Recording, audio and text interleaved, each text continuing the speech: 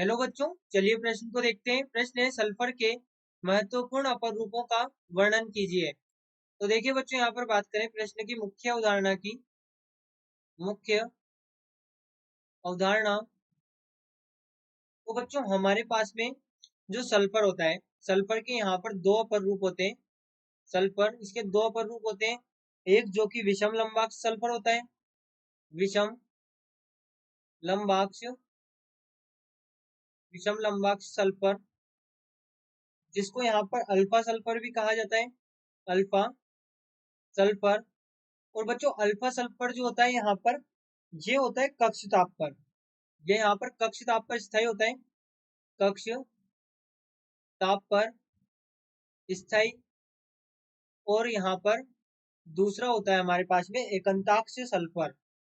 दूसरा यहाँ पर होता है एकंताक्ष सल्फर, जिसे बीटा सल्फर भी यहाँ पर कह सकते हैं, बीटा सल्फर। और ये बनता कैसे? तो जब अल्फा सल्फर को 369 केल्विन ताप पर गर्म किया जाता है, अल्फा सल्फर को 369 केल्विन ताप पर गर्म करने पर प्राप्त होता है। अब देखिए बच्चों, जो हमारे पास में अल्फा सल्फर होता है, यह पीले रंग का होता है और इसका गलनांक भी 385 के लगभग यहाँ पर होता है। तो बच्चों हम कह सकते हैं कि जो विषम लंबाक्ष सल्फर है, इसके क्रिस्टल गंधक शलाका के CH2 विलयन में, यहाँ पर CH2 में विलयन को वाष्पीकृत करके बनाए जाते हैं। हमारे पास में जो विषम लंबाक्ष सल्फर है, यहाँ पर इसके जो क्रिस्टल है, वो शलाका, यहाँ पर गंधक शलाका के जो CH2 में विलयन है, उसको वाष्पीकृत करके बनाए जाते हैं। देखिए हम कह सकते हैं हमारे पास में जो अल्फा सल्फर है, अल्फा सल्फर, ये यहाँ पर पहले तो पीला रंग का होता है, पीले रंग का होता है। बच्चों यहाँ पर हमारे पास में जो ये विषम लंबाक्ष सल्फर है, विषम लंबाक्ष सल्फर के क्रिस्टल, सल्फर के क्रिस्टल गंधक शलाका के CH2 विलयन में, CH2 में विलयन को वाष्पीकृत करके बनाए जाते हैं, वाष्पीकृत करके बनाए जाते हैं।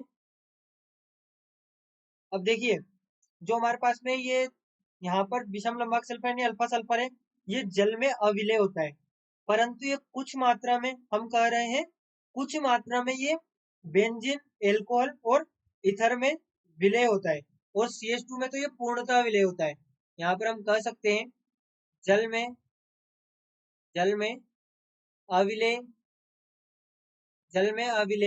जबकि, या फिर इसे इस प्रकार लिखे, जल में अविलय होता है जबकि बेंजीन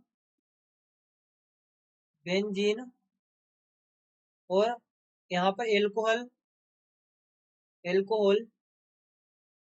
और ईथर में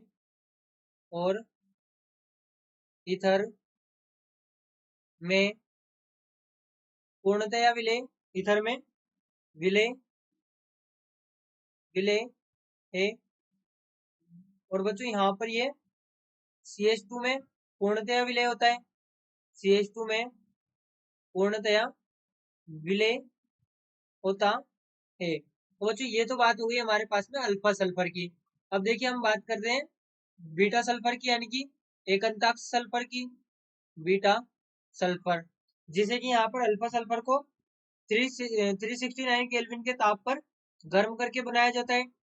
अब यहाँ पर जो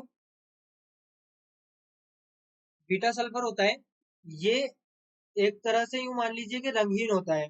यहाँ पर बीटा सल्फर रंगहीन होता है। और ये यहाँ पर हमारे पास जो बीटा सल्फर है, ये CH2 में विलय होता है, CH2 में विलय होता है। उसको बनाया किससे जाता है? तो विषम लंबाक्ष सल्फर को विषम लंबाक्ष सल्फर को 369 केल्विन ताप पर गर्म करके एकंताक्ष सल्फर गर्म करके एकंताक्ष सल्फर प्राप्त किया जाता है।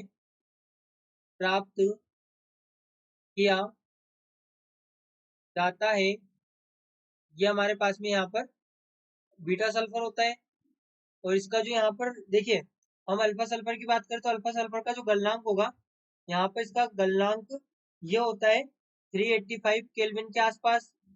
गलनांक जो कि मान लीजिए यहाँ पर हम लिख सकते हैं 385.5 केल्विन के लगभग। और जो हमारे पास में बीटा सल्फर है, इसका जो गलनांक